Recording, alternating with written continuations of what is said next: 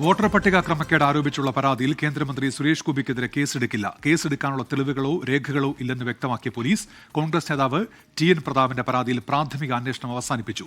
കോടതിയെ സമീപിക്കുമെന്ന് ടി.എൻ. പ്രതാപൻ വ്യക്തമാക്കി. സൂരജ് സജ്ജിയുണ്ട് ഇപ്പോൾ തൃശൂരിൽ നിന്ന്. സൂരജ്, എന്തൊക്കെയാണ് വിവരങ്ങൾ?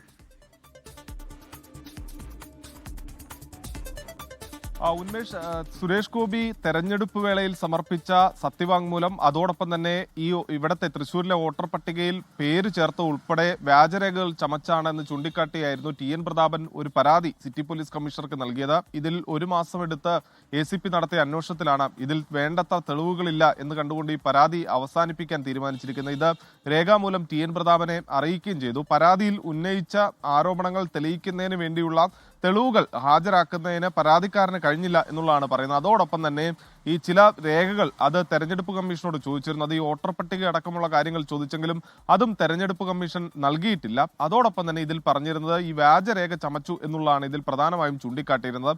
അത്തരത്തിൽ ഈ വ്യാജരേഖ ചമച്ച് വോട്ടർ പട്ടികയിൽ ഏതെങ്കിലും തരത്തിൽ ക്രമക്കേട് നടത്തിയിട്ടുണ്ടെങ്കിൽ അതിൽ പരാതി നൽകേണ്ടത് വരണാധികാരി കൂടിയായിട്ടുള്ള ജില്ലാ കളക്ടറാണ്. അതുകൊണ്ട് തന്നെ പുറമേ നിന്ന് ഒരു പരാതി സ്വീകരിച്ചുകൊണ്ട് അതിൽ അന്വേഷണം നടത്തുന്നതിന് പോലീസിന് പരിമിതിയുണ്ട് എന്ന് ചൂണ്ടിക്കാട്ടിക്കൊണ്ടുകൂടിയാണ് ഇപ്പോൾ ഈ പരാതി മടക്കിയിരിക്കുന്നത്. ഇനി തുടർ നടപടിയുമായി മുന്നോട്ട് പോകാൻ ടി.എൻ. പ്രതാപൻ തീരുമാനിച്ചിരിക്കുന്നത്. കോടതിയെ സമീപിച്ചുകൊണ്ട് തുടർ നടപടി സ്വീകരിക്കാനാണ് തീരുമാനം. അതിന്റെ ഭാഗമായുള്ള നിയമോപദേശം അടക്കം ടി.എൻ. പ്രതാപൻ ഇതിനോടകം തേടിക്കഴിഞ്ഞു. ഉന്മേഷ്, ലോകത്തെവിടെയായാലും ഏത് സമയത്തും 24 വാർത്തകളും ഓഗ്മെന്റഡ് റിയാലിറ്റി പാക്കേജുകളും എക്സ്പ്ലെയിനറുകളും വിശദമായി കാണാൻ ഞങ്ങളുടെ യൂട്യൂബ് ചാനൽ നിങ്ങൾക്ക് സബ്സ്ക്രൈബ് ചെയ്യാം.